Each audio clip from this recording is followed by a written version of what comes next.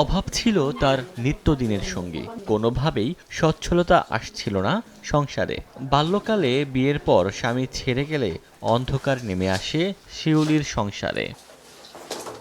অভাবের ক্লান্তি ভুলে হাসিমুখে সমান তালে শুরু করেন পাটজাত পণ্যের কাজ।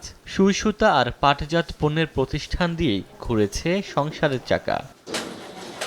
ধার করা একটি মেশিন ও ২০,০০০ টাকা পুঁজি দিয়ে পাটজাত পণ্যের কাজ শুরু করে দিনাজপুর সদর উপজেলার করিমুল্লাপুর গ্রামের শিউলি আক্তার। তার প্রতিষ্ঠানে কাজ করছেন ৩৫ জন নারী। দক্ষ নারী উদ্যোক্তা তৈরির পাশাপাশি বিশ্বের বিভিন্ন দেশে রফতানি হবে তার উৎপাদিত পণ্য, সে স্বপ্ন দেখছেন তিনি।